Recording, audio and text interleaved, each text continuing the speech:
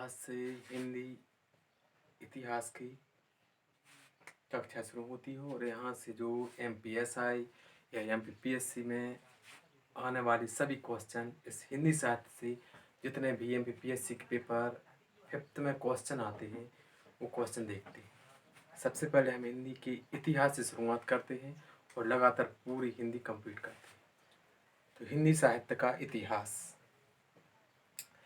हिंदी साहित्य के इतिहास को लिखने का श्रेय सबसे पहले गारसा दत्तासी को जाता है। गारसा दत्तासी ने 1888 से हिंदी साहित्य का इतिहास शुरू किया था। इसके बाद हिंदी साहित्य के इतिहास को सबसे व्यवस्थित लिखने का श्रेय रामचंद्र शुक्ल को जाता है। रामचंद्र शुक्ल ने 1929 में हिंदी साहित्य का इतिहास शुरू किया। हिंदी साहित्य के इतिहास में सबसे पहले हम देखते हैं भारत में हिंदी साहित्य का इतिहास वैदिक काल से प्रारंभ होता है। वैदिक काल में आर्यों के आक्रमण के समय जब आर्य भारत में आकर बसते हैं, इसके बाद से हिंदी का इतिहास शुरू होता है। हिंदी की आदि जननी भाषा संस्कृत है। हिंदी शब्द या हिंद शब्द की उत्पत्ति सिंधु नदी से हुई है। प्राचीन काल में भारत देश से हड़प्पा वासियों का व्यापार चलता था। हड़प्पा वासियों की डिक्शनरी में सा के स्थान पर हा हा शब्द था और धा के स्थान पर दा शब्द था। यहाँ से हिंदी शब्द की उत्पत्ति होती है। अब हिंदी की आदि जननी भाषा संस्कृत भाषा है। संस्कृत भाषा वैदिक काल में यह संस्कृत भाषा सबसे प्राचीन भाषा है। संस्कृत भाषा को दो भागों में बांटा जा सकता है, एक वैदिक संस्कृत और दूसरी लौकिक संस्कृत।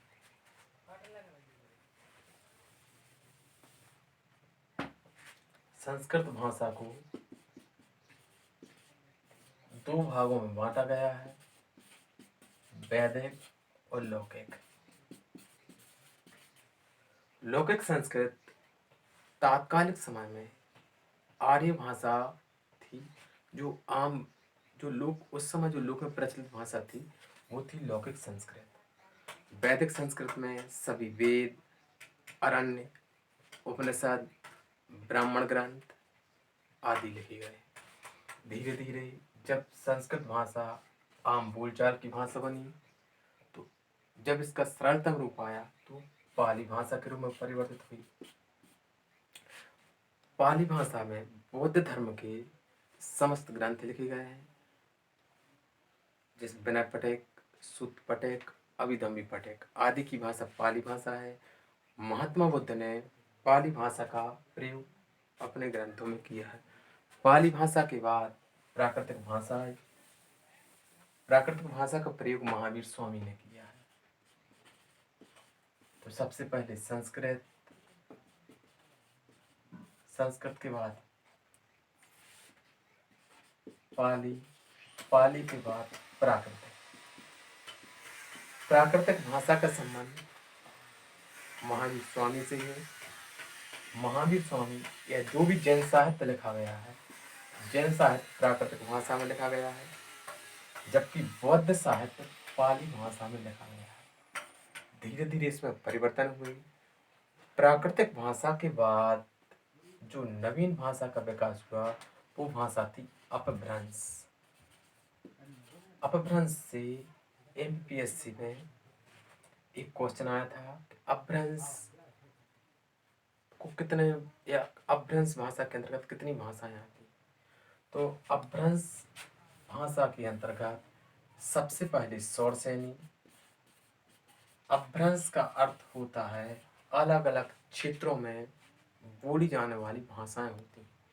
अपभ्रंश भाषा के अंतर्गत सबसे पहले शौरसेनी अपभ्रंश, इसके बाद महाराष्ट्रीय अपभ्रंश,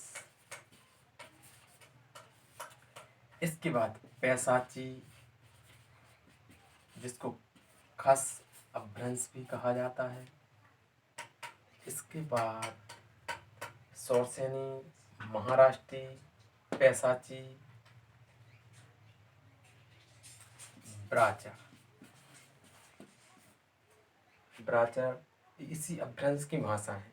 तो टोटल अपभ्रंश के अंतर्गत 6 भाषाएं थी।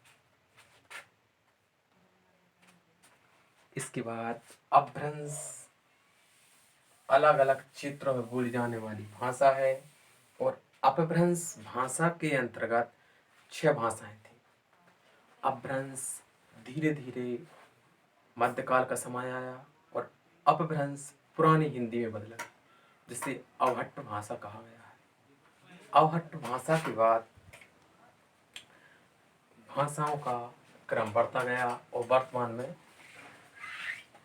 जो भाषाएं थी, तो वर्तमान समय में हिंदी भाषा को 5 उपभाषाओं में और 17 बोलियों में बांटा गया है। अब सबसे पहले देखते हैं बोली और उपभाषा में अंतर। तो बोली, जब भाषा का क्षेत्र एक सीमित क्षेत्र होता है या छोटे क्षेत्र में बोली जाती है, तो उस समय उसे बोली कहा जाता है। और जब बोली का क्षेत्र विस्तृत होता है तो वह उपभाषा बन जाती है। पर तो इस समय हिंदी भाषा की 5 उपभाषाएं हैं और 17 बोलियों में वर्गीकृत किया गया है। देखते हैं हिंदी भाषा की बोलियां।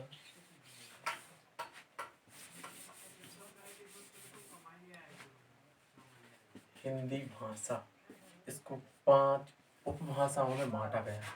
तो पहली उपभाषा है राजस्थानी हिंदी। इसके अंतर्गत दूसरी भाषा है पहाड़ी हिंदी। इसके बाद तीसरी भाषा बिहारी हिंदी। चौथी पश्चिमी हिंदी और 5वीं भाषा पूर्वी हिंदी आती है। इस प्रकार हिंदी भाषा सबसे IMP यहाँ से जो क्वेश्चन बनता है, हिंदी भाषा को 5 उपभाषाओं में और 17 बोलियों में बांटा गया है। राजस्थानी हिंदी के अंतर्गत 4 उपभाषाएं आती हैं, जो 4 बोलियां आती हैं जो अलग अलग क्षेत्रों में बोली जाती हैं। सबसे पहले देखते हैं राजस्थानी हिंदी में मेवाती, दूसरी मारवाड़ी,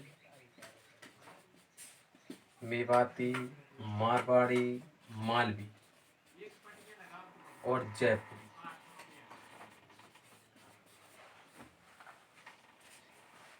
राजस्थानी हिंदी के अंतर्गत मेवाती, मारवाड़ी, मालवी और जयपुरी 4 बोलियां आती हैं।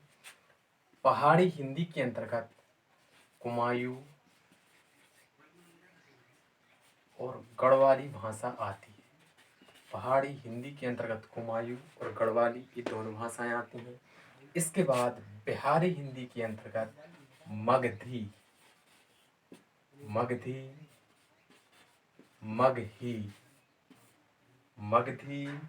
मगही और भोजपुरी भाषाएं आती हैं। पश्चिमी हिंदी के अंतर्गत सबसे ज़्यादा भाषाएं आती हैं, जिसमें बुंदेली, जो MP की दृष्टि से सबसे महत्वपूर्ण है, क्वेश्चन यहाँ से बनता है MPSI में कि बुंदेली किस उपभाषा की बोली है। तो बुंदेली पश्चिमी हिंदी की है। इसके अलावा ब्रजभाषा, बुंदेली, ब्रजभाषा, कोरवी, बुंदेली, ब्रजभाषा, कोरवी भाषा का दूसरा नाम खड़ी बोली है। MPSC 2017 का एक क्वेश्चन है, खड़ी बोली किस उपभाषा की बोली है। तो खड़ी बोली पश्चिमी हिंदी के अंतर्गत आती है, जिसका दूसरा नाम कोरवी है। खड़ी बोली का श्रेय अमीर खुसरो को जाता है। इसके अलावा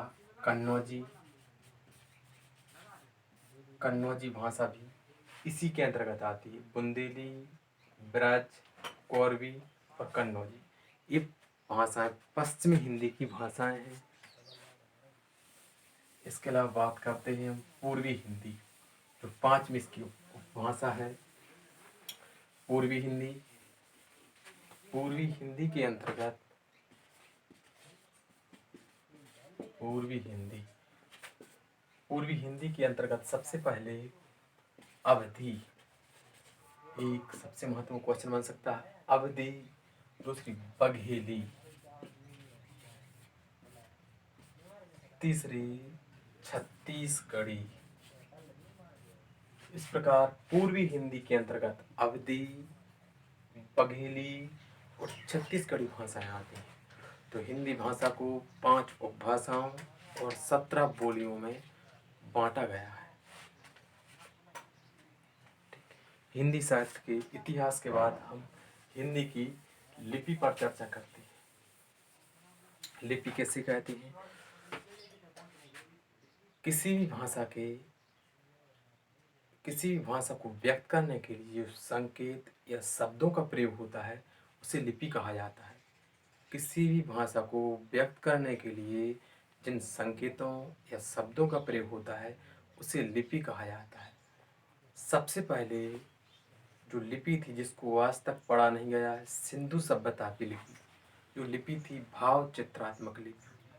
इसके बाद अशोक के काल में ब्राह्मी लिपि का विकास हुआ और धीरे धीरे अलग अलग भाषाओं को अलग अलग लिपि संकेतों के माध्यम से लिखा गया। MPSC 2017 में क्वेश्चन आया था कि देवनागरी लिपि में कौन कौन सी भाषाएं लिखी जाती हैं। 3 नंबर का एक क्वेश्चन था, देवनागरी लिपि में कौन कौन सी भाषाएं लिखी जाती हैं। तो देवनागरी लिपि में सबसे पहले संस्कृत, हिंदी, गुजराती, मराठी और नेपाली।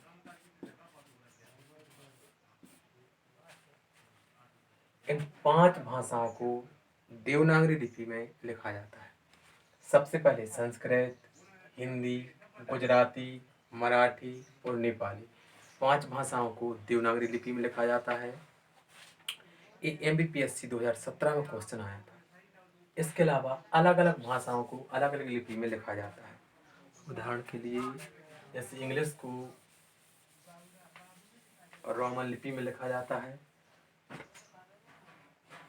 अंग्रेजी की लिपि रोमन,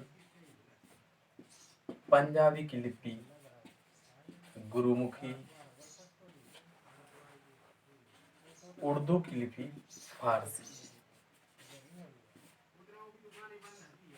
तो देवनागरी लिपि में 5 भाषाओं को लिखा जाता है। देवनागरी लिपि में हिंदी, गुजराती, मराठी,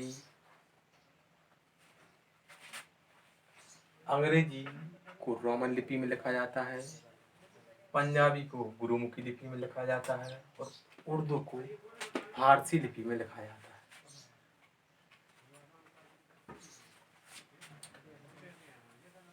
अब इससे संबंधित कुछ क्वेश्चन, सबसे महत्वपूर्ण क्वेश्चन। 14 सितंबर क्यों महत्वपूर्ण है? सबसे महत्वपूर्ण क्वेश्चन आता है कि 14 सितंबर क्यों महत्वपूर्ण है, जो हिंदी से संबंधित क्वेश्चन है। 14 सितंबर 1949, 14 सितंबर 1949 को सबसे पहले हिंदी भाषा को राष्ट्रीय भाषा के रूप में अपनाया गया था।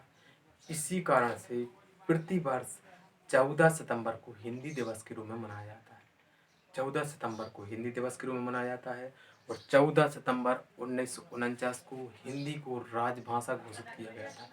हिंदी हमारी राजभाषा है, हिंदी राजभाषा है, ना कि राष्ट्रभाषा।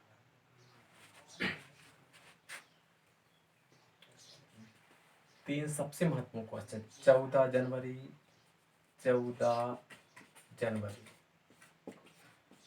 राष्ट्रीय हिंदी दिवस। 10 जनवरी विश्व हिंदी दिवस। विश्व हिंदी दिवस 10 जनवरी 1975 को पहला विश्व हिंदी सम्मेलन महाराष्ट्र के नागपुर में हुआ था।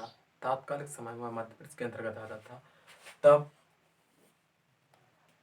पहला सम्मेलन हुआ था 10 जनवरी को, 10 से 12 जनवरी 1975 के बीच में। तब से 10 जनवरी को विश्व हिंदी दिवस।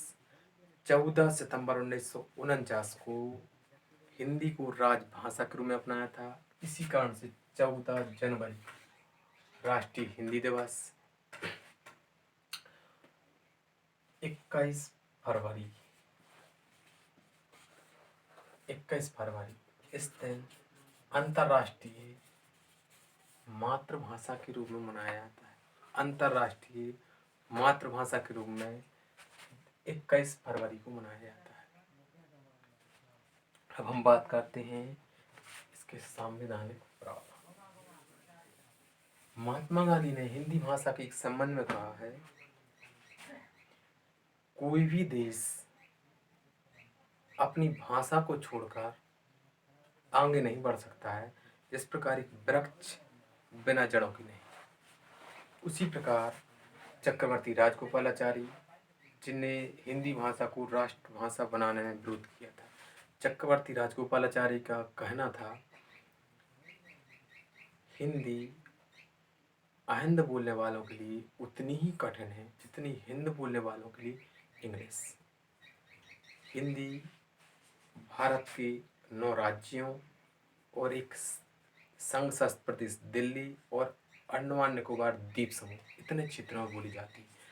मध्य प्रदेश, छत्तीसगढ़, बिहार, झारखंड, उत्तर प्रदेश, उत्तराखंड, हिमाचल प्रदेश, हरियाणा, राजस्थान।